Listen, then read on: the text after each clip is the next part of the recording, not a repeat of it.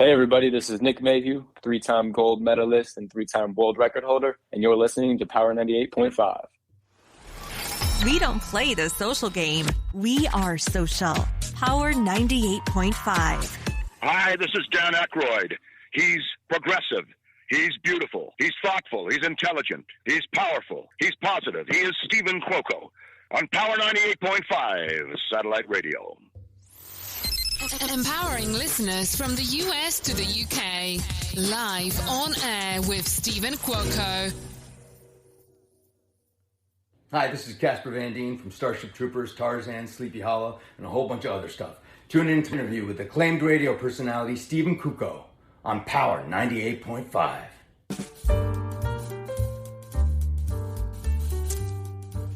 The feedback, and the type of feedback I'm talking about, is my Instagram post. You guys read that today, right? So I'm going to open today's show. This is my new quote. And here's how it goes. All right. The true measure of resilience lies not in what life throws our way, but in the strength and grace with which we navigate its storms. I received a message today from my good friend Sean. He is an artist, incredible artist. I believe he's naturally taught. And he said, perfect timing. I had a feeling. I've been sitting on this for a while, probably about a week, I believe it's been. Been waiting for the right time to post it and share it on my socials. I did publish it on Goodreads. As you all know, I am an international best-selling author. My first book, Guided Transformation, Poems, Quotes, and Inspiration. You can get it on Amazon. It's that simple. Just go on Amazon, just type in Steven Cuoco. My book should automatically pop up. Actually, you can even go to my website, stevencuoco.com, StevenCuoco.com. And it's over on the right-hand side. You should be able to see a drop-down tab. Get it. It's about poems and quotes. My book has been used for rehabilitation. Social workers have used it. It's been used in prisons. It's been used for people to help people with PTSD, an identity crisis. It's not a workbook. It's a book about poems and quotes. But it's been a very long time since I've done a drop, you know, or a plug-in about my book. But what's most important is people are still buying it. I went into Home Depot most recently, and I got some mums. We got fall coming. I like my mums. And I was wearing one of my T-shirts with my quote on it. And she said, I love that. She's like, what quote? Who wrote that? You know, I said, it's mine. And we were talking, and I gave her my information, and she wrote it down. And she's like, all right, I'm buying your book. She's like, I love content like this. I love literature like this. And that was all the way back when I published book one, was in 2012. I'm looking to come out with book two. I'm waiting for the right time. Any time can be the right time. So don't put your life or your goals or your dreams on pause at all. But I have a strategic plan of when I'm going to come out with Guided Transformations book two. It's just really warming, and I'm very grateful for those who are still buying a book, still using a book. I worked in mental health for 15 years, and that's also what inspired me to write it, to just keep it simple. And all you do, I'm gonna close by saying this, and then we're gonna be bringing on, and big shout out to Marcos Papadatos. We've got a huge, talented volleyball player with us today, Mason Briggs. No matter what you're doing in life, just really know that timing is everything, but also be strategic about what you're doing and how you're doing it, and make sure that it makes sense. And what's always been told to me, and what I've always learned in life and been taught, is when you are chasing something, the question is who's chasing you? And there are times when you just surrender and just allow things to happen, it really turns out better than you've planned. I'm going to be 50 in April of next year. I'm looking forward to it. I was talking to my best friend, my childhood friend last night. And I was like, all right, what are we doing for our 50th? We're going to be here for half a millennium. What are we doing? She's like, oh, it's just another day. I was like, no, don't give me that. It's just another day. I was like, we're doing something. Even if I have to call in some favors or whatever, it's a huge deal. Maybe I'll come out with the book and have it published when I'm 50, but I will know the right time. So once again, to say, don't put your life on hold. Be mindful of what you're chasing. And if you are chasing something, make sure it doesn't drain you. Make sure it doesn't take you away from your friends and family. And more importantly, make sure that if you are choosing to chase something, it doesn't take away from yourself. You can be proactive. You can be productive. And you can still accomplish. It took me a long, long time to believe this. But there is balance when you just allow flow. Because let me tell you something, don't wait until you're almost 50 like me to realize that as you keep chasing, everyone else is going in the opposite direction. That's all I have to say. Mason, thank you for being with us today. We've got Volleyball Nations League with us today. You're here with us on Power 98.5. Good morning, Steven. Thanks for having me. You are very welcome. I heard great things about you, especially that you played a key role in advancing to its 6th NCAA tournament appearance in the last 7 seasons. Yeah, so I'm going into my 5th year at Long Beach State now, playing on the men's volleyball team there. And you could even include my older brother who was on the team for some of those NCAA appearances and national championships as well. So I'm very grateful for that and to be a part of the program there at Long Beach State. Also, what I'm finding out here is your parents play and coach, and also your brothers, cousins, and your uncle own a volleyball club. So we're definitely a volleyball family. My uncle, he owns the volleyball club, and his kids, my cousins, they all coach, and some of my brothers have coached. I think they both coached there one way or another. And we were around the club growing up. My parents, they got us into volleyball along with my uncle and cousins, and we're just one big volleyball family. And we've been around the sport forever and playing it together and, watching each other, maybe sometimes against each other, just in an exhibition recreation way. Well, just so you know, those that are tuning in, we've got volleyball legend here, young and vibrant, also models. We've got Mason Briggs with us today. Katie is asking, just so you know, Mason, whether someone's listening on the app or on the website, we've got a little icon in the bottom right-hand corner. It's a messenger. So you never know if we're going to get shout-outs, love, the whole 9 yards. Katie is asking us, she's from Utah, she's asking us, what is a volleyball club and what's its purpose? And I'm going to honestly say, I was thinking the same thing, so thanks, Katie. Interesting. So you could think about it like any other sport, at the youth level. Club volleyball to a lot of people would be, if you're a little bit more serious into volleyball and you don't want to just play for your school. There's club teams, basically a travel team, kind of like you put it into basketball terms. I know they have like travel ball or same thing with baseball.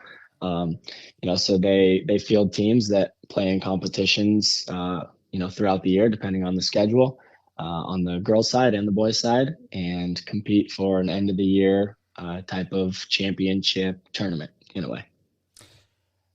It was in one of your answers, I've had goals for a while now, and I've always been goal-oriented, whether they are short-term or long-term. My ultimate goal with the sport is to go to the Paris 2024 Olympics, the 2028 Los Angeles Olympics, and the 2032 Olympics is Brisbane. Are these not just possibilities? Are these what you are actually going to be doing? Yeah, so I'm definitely a goal-oriented guy. I always have been. Whether I knew it or not, too, It's kind of cool when you find stuff out about yourself.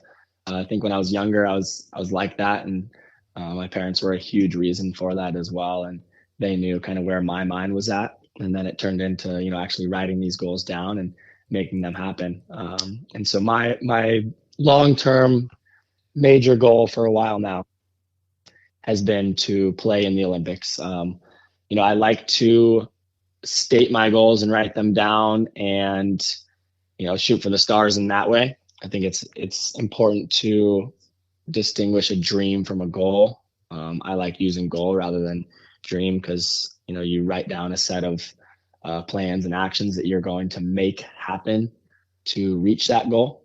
And that's kind of where the short-term, long-term goal comes into play, because you align your short-term goals with your long-term goal to actually get you there. And so my long-term goal is to play in the Olympics, not necessarily a specific Olympics. It would be pretty cool coming up, with Los Angeles being my hometown, to play in that Olympics.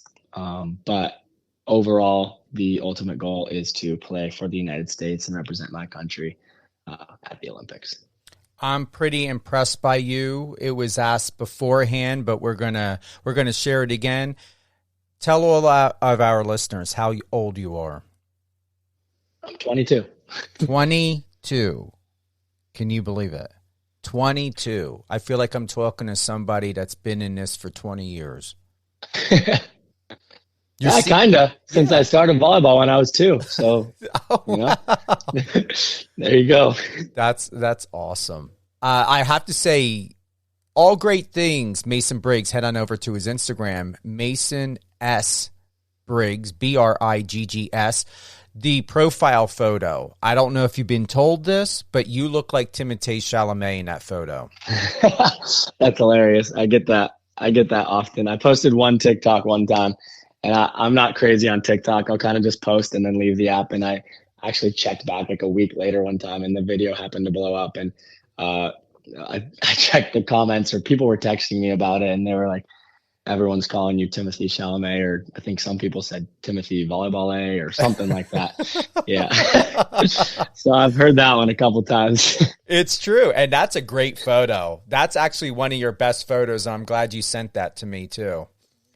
Thank you. Yeah. It's shout out to, I think Holly took that photo. She's been with us the past year or two with Long Beach. And that was at the NCAA tournament. NCAA championship tournament, doing a post-game interview because I'm in my jersey. And I believe we won that night. So it was all smiles, and pretty cool to have that photo with the NCAA in the background. Mm-hmm. I haven't had a photo like that before. So it's like perfect. As well. It's perfect. You were just talked about in the Los Angeles Times. I'm liking this one. It says, dig this, Long Beach State's Mason Briggs could be next big thing at libero.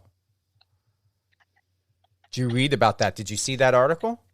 Yeah, I did. I like the way they went about it. When we were doing that interview, it was kind of like you stated there, it was focused around libero and the libero position in volleyball, which for those that are listening that don't know, I always say that we are the people in the different colored jersey, which does not mean we are the captain. You can still be the captain, but that does not mean you're the captain. That means you're the libero. And what the libero does is mainly plays defense and serve receive. So they're in the back row, the back of the court, and they're the ones getting the ball up. And that's basically our job. We do not go and hit or attack at the net. So that's what a libero is. And they focused that article. I had to do a similar explanation in that article around liberos and how, I'm even getting people nowadays saying like, oh, I want to play libero now, which I feel like was never really a thing before. And building some hype or some appreciation around the libero position. It says you're 6 foot. And it says here that you knew you wouldn't grow to 6'5". Were you planning on getting that tall? I would say back to the goals and dreams. That would have been a dream. I love hitting. I love hitting in volleyball. I just knew that I wasn't going to be very tall. If it happened, then it happened. But I think actually, if I had to put this in any sort of advice, towards younger athletes and athletes in general, is you have to be realistic. I knew, early on that I wasn't going to be that 6'5" or even nowadays 6'7" hitter that you have to be to, make it to where I want to get to with my goals. And I was told that I had the skill set, from coaches, growing up that I was a libero in that sense. And my cousins played libero. They kind of did a similar thing where they hit for a while and then they, played libero. And so I was realistic in that sense. Shout out to my mom. She's the shorter one. So I like to shout her out on that because that's basically why I knew I wasn't going to be tall. Well, keep in mind, I'm about 5'7.5", borderline 5'8", and to me, 6 feet is enormous. Yeah, people have to remind me, or I'm reminded on like myself on the weekends, or I'll go to church and I'm actually like one of the taller ones there, and I'm not small like I am every other day of the week being at volleyball practice. Yeah, so keep in mind when you're at volleyball practice, that is what we go through every day in regular life when we're trying to talk to someone like you, because there's, we've got to look up. We're in the same boat. We're in the same boat. Yeah, it's not a bad thing. I mean, to me, I think your height is perfect, especially for someone like you and for what you do. I appreciate my height. I'm going to tell you, I'm glad, very grateful, more specifically, I'm not shorter. But also at the same time, I think to myself, what would I do as someone of your height? Because I'm going to tell you, it really does change people's perception. Not only how you look, but height also makes a difference. And I don't know if you ever heard of this story or this situation. There was a guy, and I found this out, I believe it was on TikTok. He had an issue with dating or getting dates. Girls always thought he was too short. He actually underwent a surgery where he could get, I think it was like 3 to 4 inches tall, where they had to break his legs and refuse. I believe it's like was metal rods or something, and he had to go through rehabilitation, everything to walk again. But there are people in the world, for whatever it is of me telling you this story, is that someone went to the lengths to have their legs busted, to have metal rods put in so they could be 3 to 4 inches taller, just so that he could get attention and hopefully have better date options to be a couple inches taller. Yeah, that's next level. I wouldn't say that's where my mind's at all. No. I love that. I love your idea with it and appreciating what we have. And like you said, you appreciate your height and where you're at, and that you're not even shorter. Right? No, exactly. Exactly. You once said there's a lot of ways out of failure. You got to have the ability to forget quickly. You have a bad pass. Okay, I'm going to pass the ball again. There's no other way to make up for that. Is there really, when I read this and think about even a word failure, it doesn't feel as though that's a reality in your mindset and in your world, maybe at one time, but for who I'm talking to right now on this live, I feel as though that word it just doesn't exist for you. Yeah, I mean that's perfectly said. To me, it's not failure, and I believe that's kind of what I was talking about. Is you're only going to fail if you don't actually take something from it, if you don't learn from it, if you don't move on to that next ball, or if you don't show a response in that aspect. I would say that would probably be failure. But you're totally correct that I don't even let that thought in. I'm really big into like the mindset aspect of it, and sometimes you even do have to trick your brain of like, okay, maybe it was a bad pass, or bring it outside into life. Maybe you screwed up, but as long as you respond and you can carry on and move forward, but actually learn and grow from that, you're going to get better. So therefore it's not failure in a sense. What I enjoy most about this, and that even though you wear a different color shirt, I actually enjoy the fact that you don't blend in with anyone else. I'm going to honestly tell you, and I'm feeling this from my heart as I'm going through this information and just going through your stats and looking at your photos. You are in the perfect position. You are in the perfect place to be who you are, to do whatever it is that God has in store for you. I'm looking at this photo. It says Mason Briggs, 21, was the only college player on the U.S. team in the FIVB World Championship. And I'm looking at you. You're kneeled down. There's all these other guys in the red, black shirt. And I'm going to tell you, you don't blend in, but you most definitely stand out. And there's something extraordinarily, incredibly amazing, and there's a gift here for you. And if you haven't recognized it now, or maybe even somewhat feel it and understand it, you're going to come face to face to it one day. I really appreciate it. Yeah, that means a lot. And I was getting the chills when you were talking.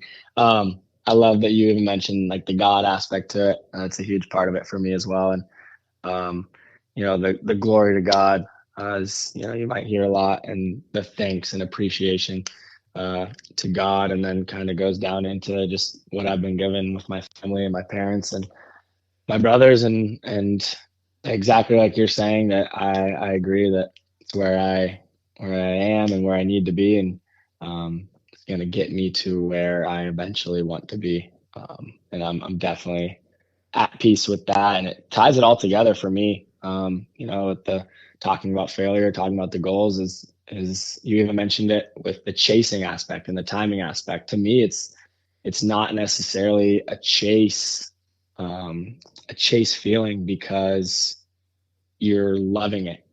It's not like you're down in the dumps or you feel like you're totally behind and you're actually chasing that. It's you're accomplishing everything and you're in the right place, and stacking what you want and getting you to that next step, and then to that next step, and then to that next step. So I totally agree with you and appreciate that aspect of what you're sharing. You're welcome. And I would like to get your response on this. Hyping his teammates after they connect on a vicious kill or rocket an ace over the net feels like catharsis for Briggs.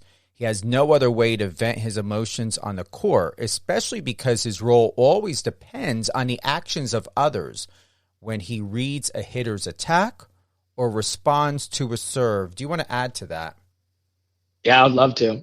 There's a lot of different ways you can look at that or take that, whether that's directly in a volleyball sense or everything that you can learn from that and take it outside of volleyball. So in a volleyball sense, I'm the libero. I explained that position, and basically I will never get the kill for the most part. Maybe, there's like a joke, if you dig a ball back over the net and it, hits the floor, maybe you get a kill and everyone goes crazy.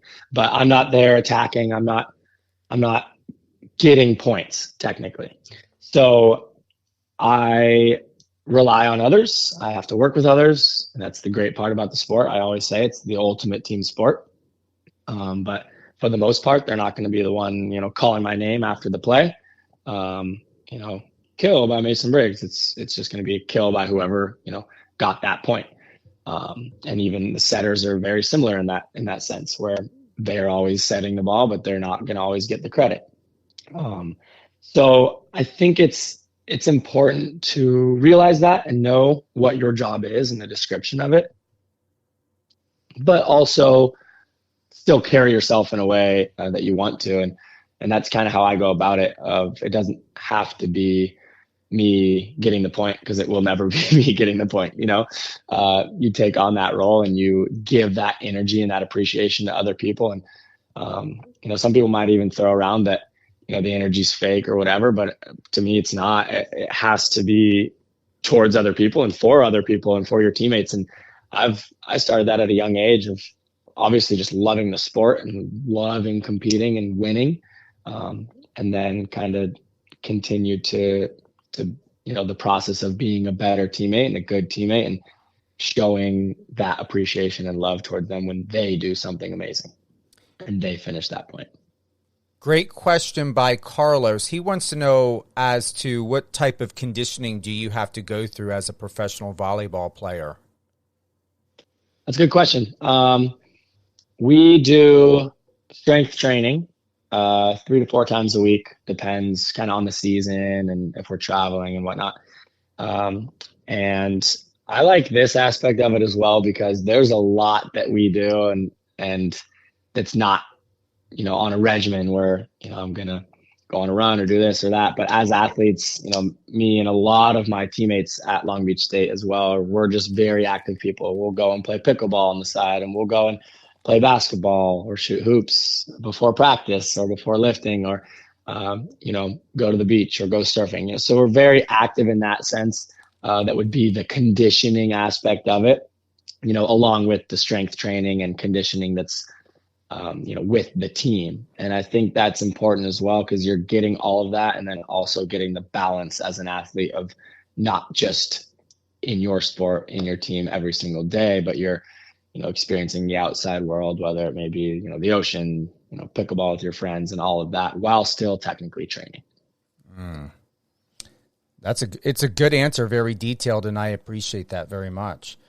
Thank you. What's next for you?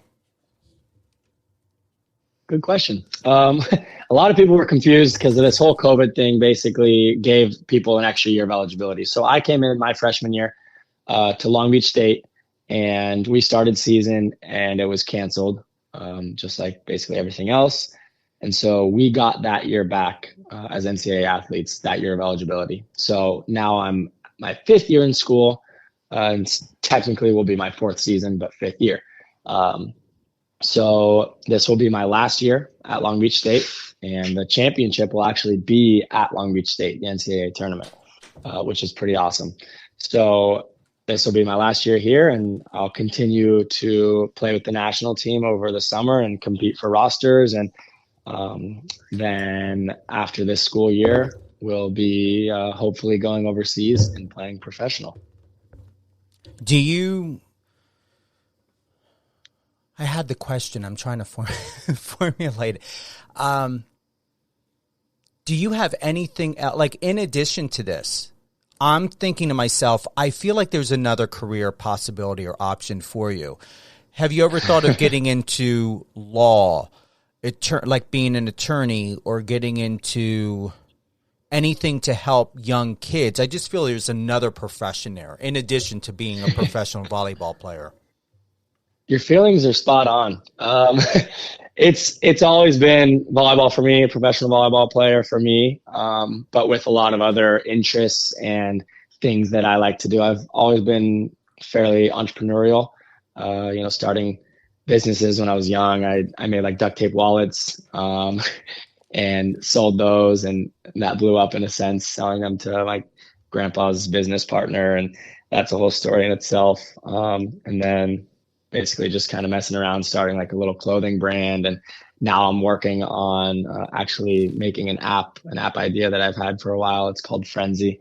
And then also working on some other projects that I'm doing kind of along with my brand as Mason Briggs that will hopefully actually be rolling out fairly soon. So I love business and that aspect of things and creating new things, and also actually creating somewhat of a business in a sense to give back to, like you said, to younger athletes or to people that are interested in these sports or whatever. And I already kind of do work with athletes on like a mentorship side and private training, and hopefully going to build out like some camps and clinics that I can put on to reach a lot of these players at once, because it's hard when it's one-on-one and you're only reaching one person. If I can reach more people and impact more people in that sense, then we all get more out of it. In terms of the law and all that, I was interested in that actually for a little bit. I'm a business finance major, so something in the business world, like I said, whether that's me creating my own business or, maybe it'll turn around into law one day, but we'll see. Kind of after my professional career is kind of where I would hope to segue into something of that, or continue what I am doing now into my pro career, and after that, and kind of just impact and touch and help as many lives as possible. Yeah, I felt that there was more to you, and thank you for that. Honestly, the transparency, the candor, because a lot of times, especially when I look into someone like you that's out there, making a very good name for yourself, strong faith, you're inspiring people, but yet there are other layers, just like that photo, of you where you look like Timothée Chalamet. And it's absolutely incredible to where I would hope, and if I'm going to be the first one or the first and only, I'm glad to be getting some of these exclusive, firsthand, whether it's about frenzy, about wanting to or thought of going into law, because there are more aspects and attributes about yourself as a human being and as a professional and as a man that really is important to have conversations about, because you never know when someone could listen to this interview or read something later on, and then you're at a game or you're at a meeting or at an event, and someone can walk up and be like, hey, I heard you're looking to come out with an app. Do you need an investor? Do you need a programmer? What exactly are the details? Make sure you have your NDA, your non-disclosure agreements prepared. Yep. And then go from there. And that's what I love most. And I want to thank you, honestly, for what you've done for me today. Is I felt, as you felt what I had shared with you earlier, I'm feeling what you're telling me now. And what you're telling me now is that as I'm processing these emotions and these thoughts are, thank you, Mason, for aligning me. I also feel a realignment had happened. And in that realignment is a subtle, peaceful confirmation to remain and continue to be trustworthy, even in this space and place of the unknown, that this is where I'm to be.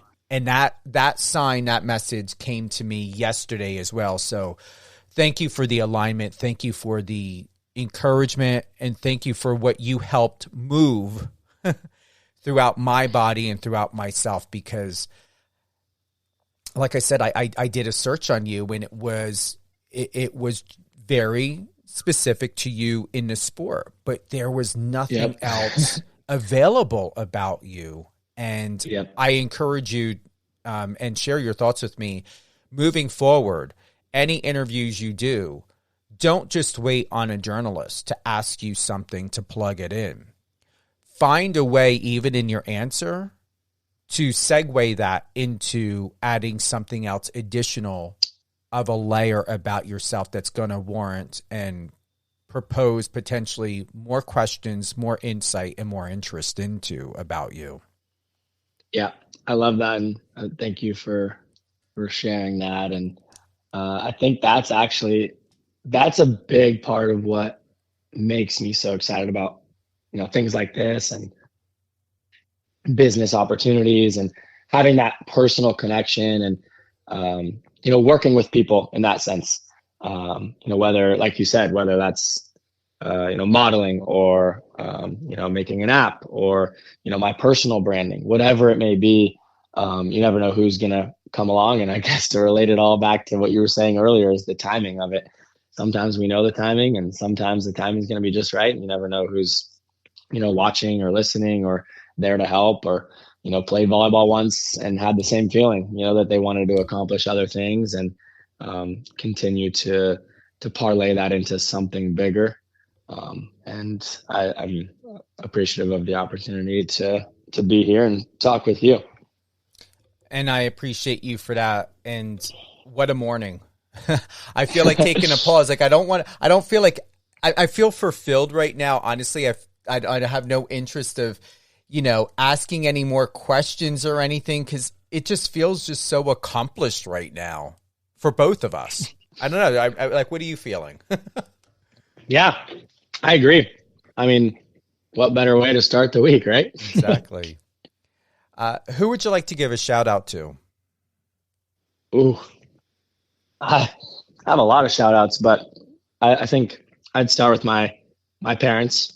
I said it earlier. I mean, shout out to, my faith and God.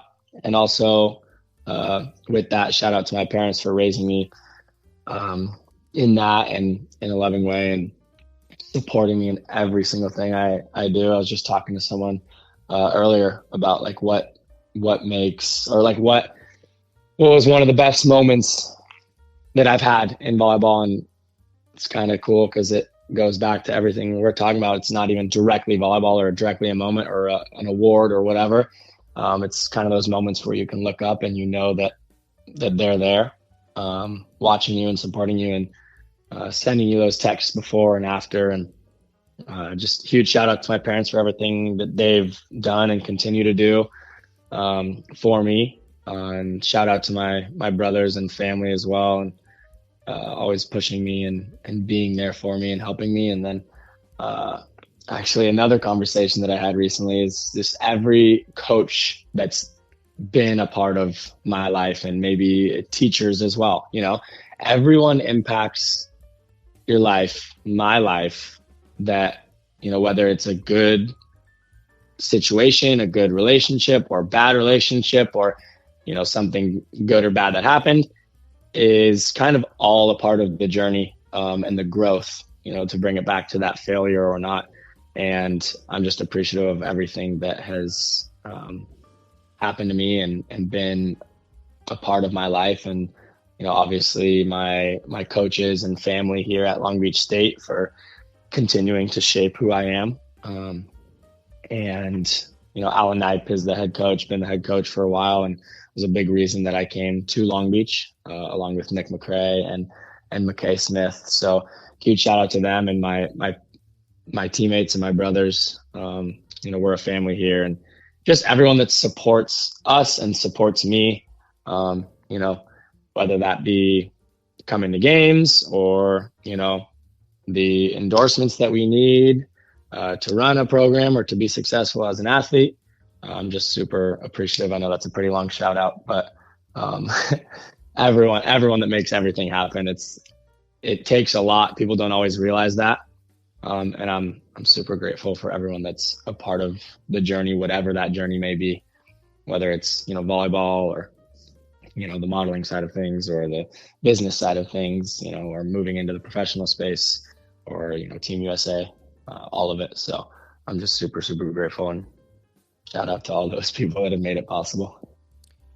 Also, to add into this, just got to know, is the app going to be happening? Because I believe we are out of summer, right? We're going out of summer.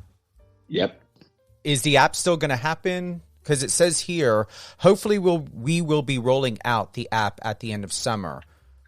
Yeah. So the major plan was to have the app ready kind of at the start of school year.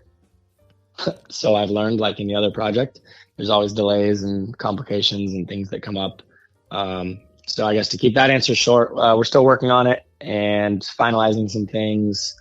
We have a lot of it down, a lot of it ready. We're actually in a testing phase. So we're trying to reel that in and shooting for another goal on release date. And I don't want to jump on it too early if, things aren't ready. That's kind of one of my pet peeves, when apps don't work or function correctly. Mm-hmm. And there's just a bunch of bugs. So we're trying to knock all those out and have it ready for release as soon as possible. I can't wait to find out. And I'm in PR, so that's got me so excited. I just can't wait. Awesome. We'll do a whole nother conversation on the app, because there's a lot of layers to that.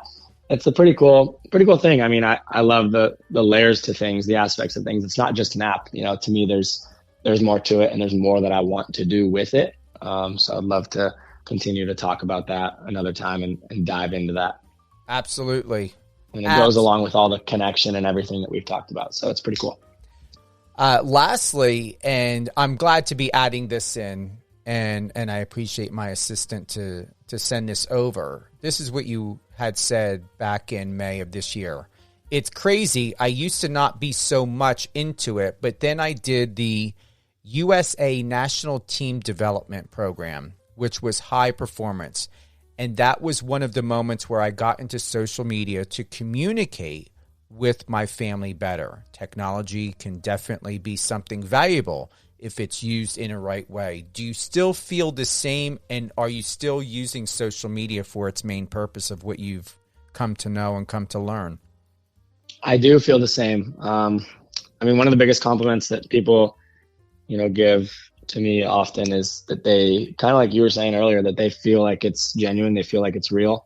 I've stuck very, very true to, who I am, what I support, and who I will work with, in terms of collaborations and the whole new NIL space. And I will always keep that me and keep it real, while continuing to, try and reach people and inspire people and help them if I can. I was not very, I wasn't really a social media guy, when I was younger. Obviously, it was still coming out. Nowadays, it's the thing. But I don't think I even posted something until sophomore year of high school. And again, it would still be, like the annual or, semi-annual post type of thing. And then I went on to my first USA travel trip for the youth national team. And, you're out of the country. You can't really text like you would. I don't know if I want to include everyone in this group chat. Who cares? Doesn't care, you kind of have those thoughts and feelings going through your mind. And so I actually loved kind of making videos, taking videos. I had a GoPro, whether that was just for myself, looking back on the memories, or to actually make something and post it. So I posted a couple things, and that's kind of how I remember that it all started. Is I was just posting for them to see. And, you kind of starts with my family, and then my extended family, and then my cousins, aunts, even grandparents nowadays. And you realize that they care. And then from there, kind of just gained traction that, a lot more people cared. And it's the people, I think I was talking about this the other day. I wrote a post about it. I was sitting in the morning. I have mornings available kind of during this time of the year, which is kind of nice. I just get to relax a little bit if my mind isn't racing. But I was relaxing one morning after just coming back from the NORCECA Final Six tournament with USA Volleyball, and we just won the gold. But regardless of that, there was someone that came up to me after my game. There were two different occurrences, actually. These three kids came up and said that they drove 6 hours to come watch, which was pretty special. And then this other kid said that he asked me for advice a couple years back on Instagram, and I replied to him, and I helped him. He said he's not playing anymore, but I helped him, with that year of volleyball and the next year, and now he's actually coaching, and he still remembers kind of what I was, the advice that I was giving to him. And so it's things like that that give me the chills and that keep me doing it. It's like people ask, does it get too much? Or, when a bunch of people want to take photos or whatever. I think it's cool. I think if people are that interested in it and I can give back in that way, then let's keep it rolling in that sense and put it towards the sport as well and grow the sport of men's volleyball and volleyball as a whole, because it's a pretty special community. Any closing thoughts at all? I think I said it all. Again, it just always goes into those layers. You never know what's under it for anyone. There's always a lot of aspects to it. And if anything, I just go back to the appreciation and gratefulness of everyone that's in my life and that's supported me along the way. And, my family, my girlfriend, my best friends, and those that have been very, very close to me and stuck by me.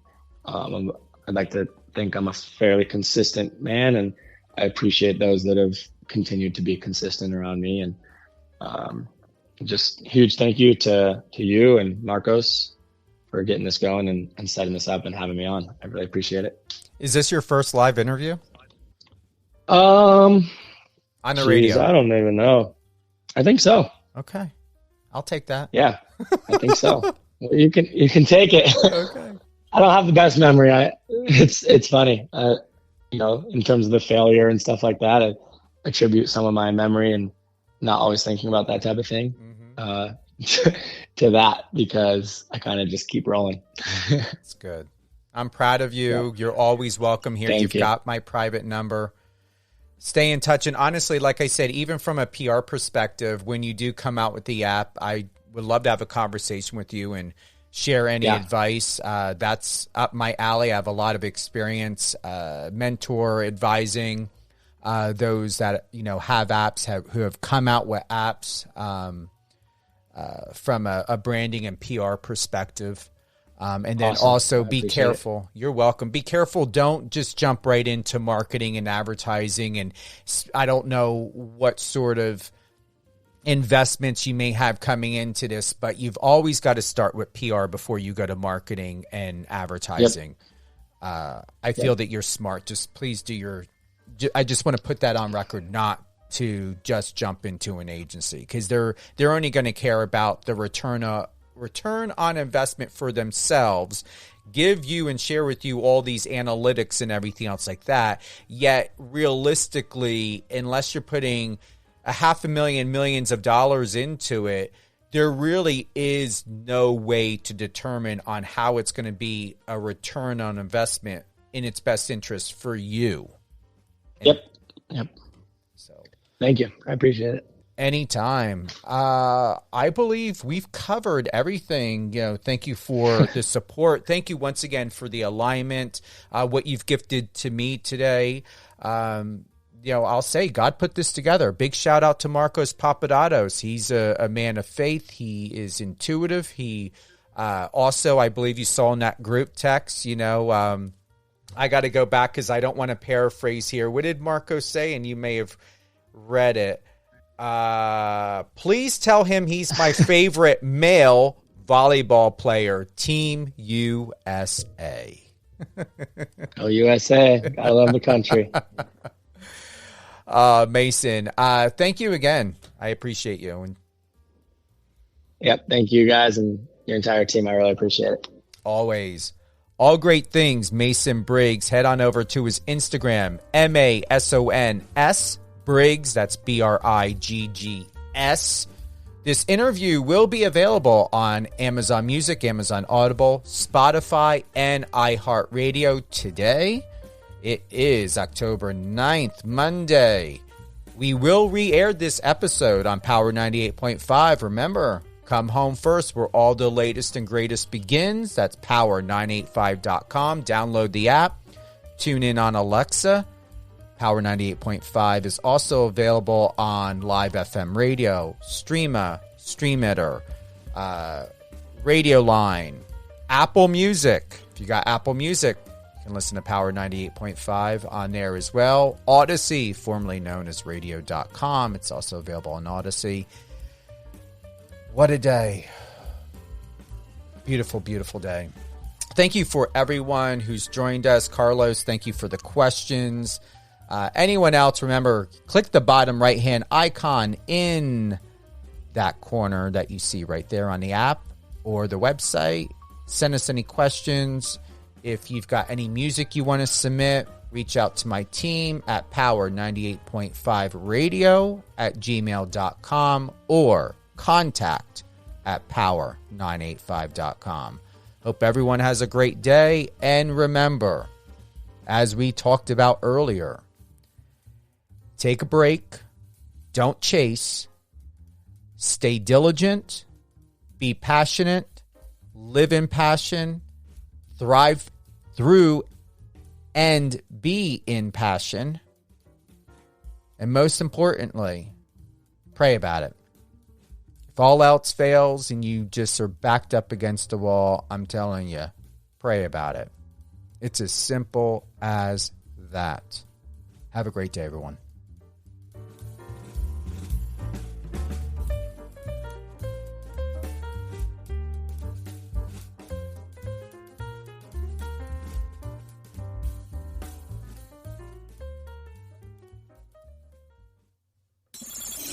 Find us on your socials and let's connect.